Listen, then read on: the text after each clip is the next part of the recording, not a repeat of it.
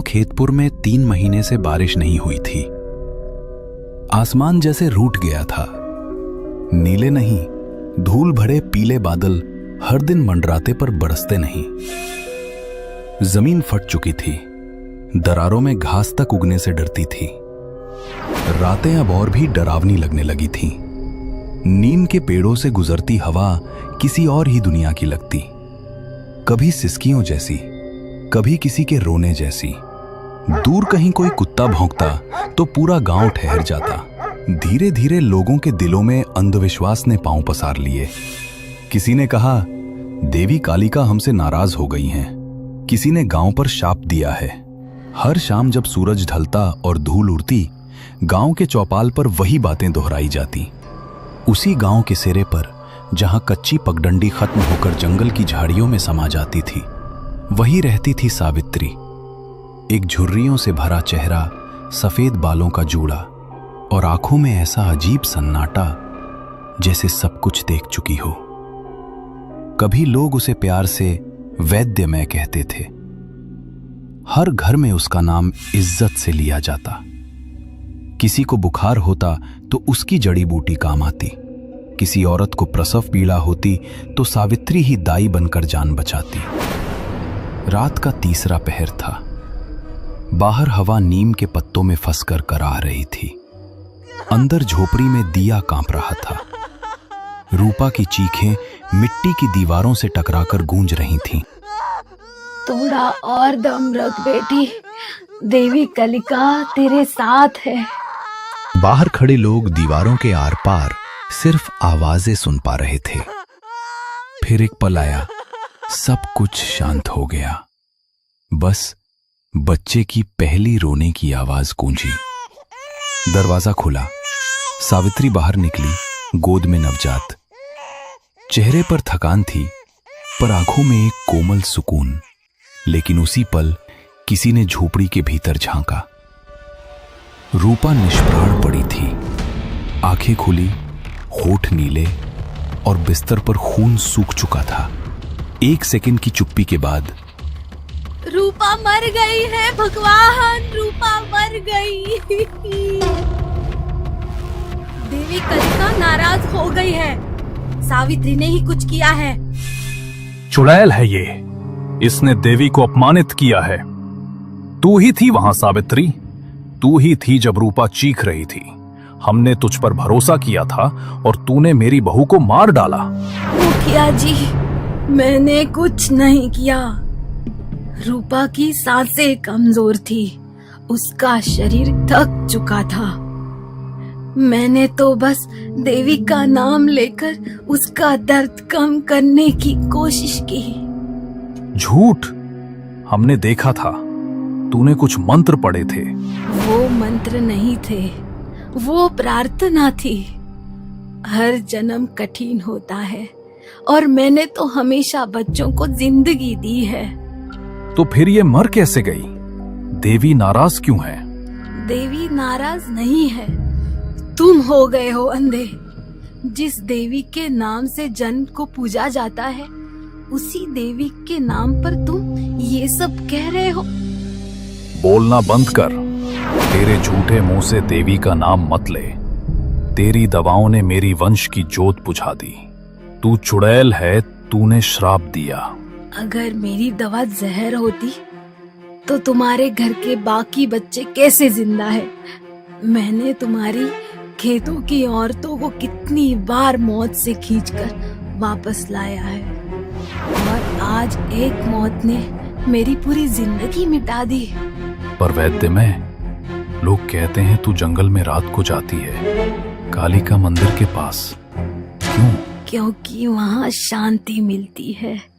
क्योंकि जब इस गांव ने मुझे अकेला छोड़ दिया तो वही देवी मेरी सुनती थी। मैं उनसे डरती नहीं, मैं उन्हें पूछती हूँ। बस और कुछ मत बोल। तेरी पूजा ही हमारे लिए अभिशाप बन गई है। अभिशाप नहीं मुखिया जी, वरदान था, पर तुम सबने उसे आग में झोंक दिया। याद रखना, जब सच जलाया जाता है तो राख हमेशा कुछ कहती है। भीड़ हिल गई। कुछ लोग पीछे हटे, कुछ और भड़क गए। हवा तेज चली, मशाल की लौ कांपने लगी। इसे जला दो, देवी का कोप तभी शांत होगा। सावित्री ने नवजात बच्चे को जमीन पर रखा, धीरे से उसका माथा चूमा और आखिरी बार भीड़ की ओर देखा। मैंने जन्म दिया है, मौत नहीं। पर अब तुम सबको खुद समझना पड़ेगा, कौन सच में जिंदा है और कौन मरा हुआ। लेकिन किसी ने उसकी बात नहीं सुनी। उसकी झोपड़ी में आग लगा दी गई। लपटों में जलते उसके औषधियों की खुशबू धुएं में घुल गई और उसी के साथ उसकी जिंदगी भी गांव से बुझ गई। वो धीरे धीरे अंधेरे में चली गई, उसी रास्ते से जहां जंगल शुरू होता था। वो जंगल जिसके बीच पुराना काली का मंदिर था, जहां सिर्फ धूल और मकड़ी के जाले थे। हवा ठंडी थी और नीम के पत्ते सिसक रहे थे, मानो वो सावित्री के दर्द को सुन रहे हों। उसने मंदिर के नीचे की जमीन पर एक गड्ढा खोदा। उसकी उंगलियां मिट्टी में गड़ रही थीं और हर खुरच के साथ उसका गुस्सा और गहरा होता जा रहा था। गांव वालों की बातें, वो चुड़ैल के ताने, वो इल्जाम कि उसने देवी कालिका को नाराज किया, उसके कानों में गूंज रहे थे। मुखिया, तुमने मेरा सच जलाया। गांव वालों, तुमने मेरी इज्जत मिट्टी में मिलाई। मैंने जन्म दिए, जाने बचाई और तुमने मुझे चुड़ैल कहा। अब देखो, ये मिट्टी तुम्हारा सच निगल देगी। उसने पुतले को गड्ढे में रखा और इसके ऊपर मिट्टी डालने से पहले उसकी छाती पर कोयले से लिखा, तेरा सुख मेरी प्यास। उसकी आंखें जल रही थीं, लेकिन आंसू नहीं थे, बस एक ठंडी डरावनी चमक। उसने काले धागे को और कसकर बांधा और फिर मिट्टी से गड्ढा भर दिया। हर मुट्ठी मिट्टी के साथ वो फुसफुसाती रही, लेकिन उसकी आवाज में प्रार्थना नहीं, अभिशाप था। जो मेरे साथ किया वो तुम्हें लौटेगा। ये मिट्टी तुम्हारी सांस चुराएगी, तुम्हारे खेत सड़ेंगे, तुम्हारा घर राख होगा। देवी मेरी साक्षी है और तुम्हारा अंत मेरा बदला। उस रात हवा कुछ और ठंडी थी। नीम के पत्ते पहले कभी इतनी जोर से नहीं हिले थे। अगली सुबह से मुखिया के घर में हवा ही बदली हुई सी लगने लगी, वैसी हवा जो रूह तक हिला दे। घर में अजीब सी बदबू फैली रहती थी, मानो कोई मरा हुआ जानवर पड़ा हो। उस दुर्गंध की वजह से मुखिया और भी परेशान रहने लगा। धीरे धीरे मुखिया के खेत भी सड़ने लगे, सूखे, मुरझाए, जिन पर मक्खियां भिनभिनाने लगी। एक दिन अचानक उसके घर की गाय भैंसें भी बहुत बुरी हालत में पाई गई, मानो कई महीनों से बीमार हों। उनके शरीर पर कीड़े पड़ने लगे थे। और लता, मुखिया की पत्नी, उसकी तबीयत नीम की छाया सी पसरी रही। पहले हल्की थकान, फिर धीरे धीरे बाल झड़ना शुरू हुआ। तकिए पर काले तारों की तरह गिरा उनका ढेर किसी पुरानी हवा की कहानी सुनाता। एक एक कर उसके हाथों पर गोल गोल नीले हरे निशान उभरने लगे। ना तो आम जख्म, जैसे किसी ने छोटे छोटे सिक्के उसकी त्वचा में ठोंक दिए हों। जब कोई उन्हें छूने की कोशिश करता, हाथ ठंडे पड़ जाते, मानो मरे हुए धातु को छू लिया हो। रातें भयानक हो गईं। हर 3-4 घंटे पर लता चीख कर उठती। उसकी आवाज में इंसानी आवाज की परत टूटकर कुछ और ही निकलता। कभी वो बमुश्किल शब्दों में पुकारती,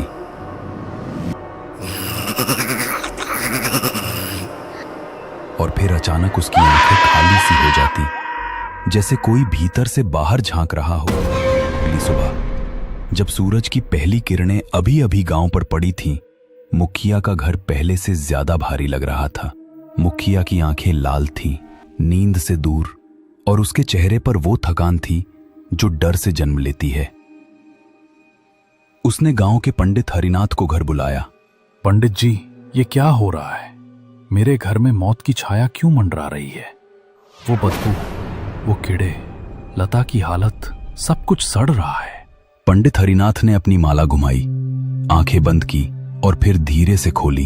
उन आंखों में अंधेरा था, जैसे कोई पुराना रहस्य बाहर आने को बेचैन हो। मुखिया जी, ये कोई साधारण बात नहीं, किसी ने काला जादू किया है। हाँ, काला जादू जो रूहों को जगाता है, जीवनों को चूसता है। काला जादू? कौन कर सकता है ऐसा? सावित्री, वो चुड़ैल, क्या वो? चुप!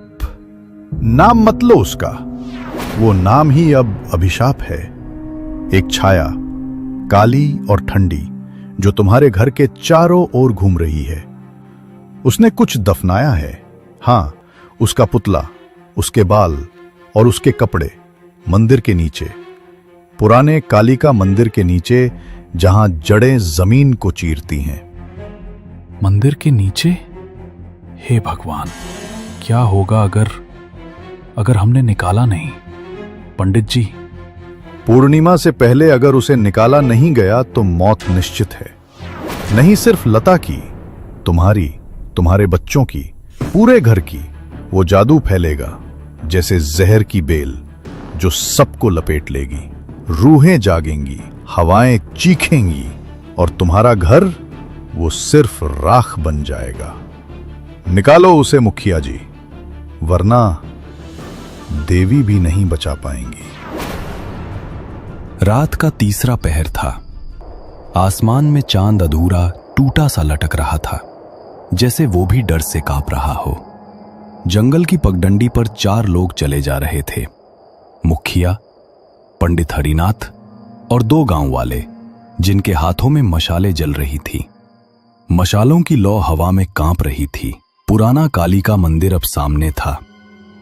उसकी दीवारें टूटी मकड़ी के जाले लटक रहे थे और मंदिर के नीचे की जमीन ऐसी थी जैसे उसने सदियों से किसी को छुआ नहीं था। पंडित हरिनाथ ने माला घुमाई, मंत्र पढ़े और फिर मंदिर की सीढ़ियों के पास रुका। यहीं है, यहीं वो दफन है। ये जमीन चीख रही थी। खोदो, जल्दी खोदो, वरना वो रूह जाग जाएगी। मुखिया का चेहरा पसीने से तर था। उसकी आंखें डर और गुस्से से लाल थीं। उसने रामू और श्याम को इशारा किया और दोनों ने कुदाल उठाकर जमीन खोदना शुरू किया। मिट्टी सूखी थी, लेकिन हर कुदाल के साथ एक अजीब सी गंध उठ रही थी, सड़ांध, जैसे कोई मरा हुआ जीव वहां दफन हो। हवा अब और तेज हो गई, नीम के पत्ते सरसराने लगे। रामू और श्याम के चेहरे पर डर साफ झलक रहा था। उनके हाथ कांप रहे थे और हर बार जब कुदाल जमीन में गड़ती, उनकी आंखें चारों ओर देखती, जैसे कोई छाया उनकी पीठ पर सांस ले रही हो। अचानक कुदाल किसी सख्त चीज से टकराई। एक ठनक की आवाज गूंजी और सबके दिल थक से रह गए। रामू ने कुदाल फेंक दी और पीछे हट गया। श्याम ने मशाल पास की और मिट्टी के बीच कुछ दिखा। एक कपड़े में लिपटा हुआ मिट्टी का पुतला। उसका आकार छोटा था, लेकिन उसकी बनावट ऐसी थी जैसे कोई इंसान की नकल हो। पुतले के सिर पर लता के काले बाल चिपके थे और उसका शरीर लता के पुराने दुपट्टे में लिपटा था। सबसे डरावना था उसका गला, एक काला धागा जिसके बीच में लाल मोती टंगा था, जैसे खून का कतरा। और पुतले की छाती पर किसी ने कोयले से लिखा था, तेरा सुख मेरी प्यास। ये क्या है? ये सावित्री का काम है।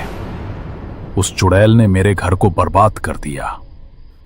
ये सिर्फ जादू नहीं है, ये रूह का बंधन है।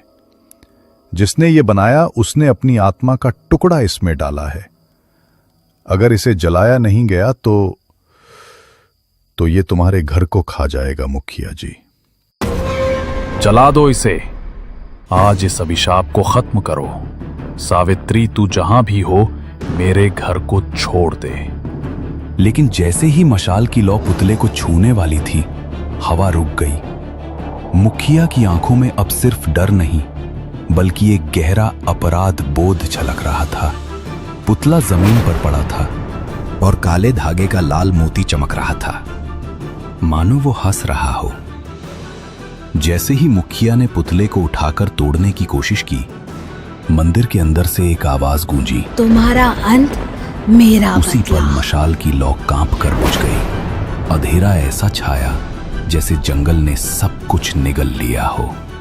पंडित हरिनाथ की माला जमीन पर गिर पड़ी और उसकी सांसें रुक गईं। रामू और श्याम पहले ही भाग चुके थे।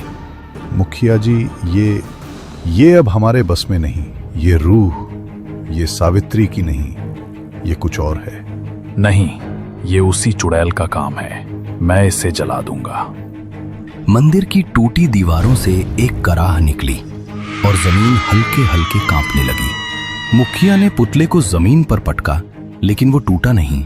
सो उसका काला धागा फट गया और लाल मोती जमीन पर लुढ़क कर मंदिर की सीढ़ियों में गुम हो गया। रोको, उसे मत छुओ। ये अभिशाप अब तुम्हारे खून में उतर चुका है। भागो यहां से मुखिया जी, भागो। लेकिन मुखिया ने उसकी बात नहीं सुनी। वो पुतले को उठाकर मंदिर के बाहर की ओर दौड़ा, जैसे उसे आग में झोंक देना ही एकमात्र रास्ता हो।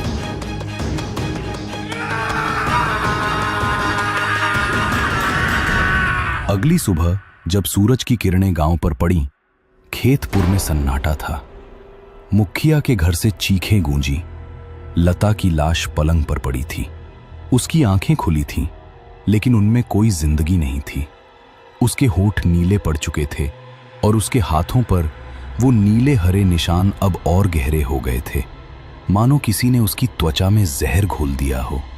उसके पास पलंग पर वही मिट्टी का पुतला पड़ा था, लेकिन अब उसका गला गायब था। पुतले की छाती पर लिखा, तेरा सुख मेरी प्यास, अब धुंधला पड़ गया था, जैसे कोई उसे मिटाने की कोशिश कर चुका हो। लेकिन सबसे भयानक थी वो जगह जहां पुतले का गला होना चाहिए था। वहां एक गहरा काला दाग था, जैसे किसी ने उसे जलाकर राख कर दिया हो।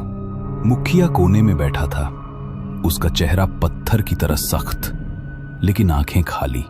उसके हाथों में अब भी मिट्टी के कुछ टुकड़े चिपके थे, पुतले की मिट्टी। वो बड़बड़ा रहा था, लेकिन उसके शब्द समझ से परे थे। मैंने सिर्फ अपने घर को बचाना चाहा। सावित्री, तूने मेरे साथ ये क्या किया? उस दिन के बाद से खेतपुर में कोई भी नीम के पेड़ों के नीचे रात को नहीं जाता, जैसे कोई पुरानी रूह अभी भी जंगल में घूम रही हो, अपने अधूरे बदले को पूरा करने के लिए।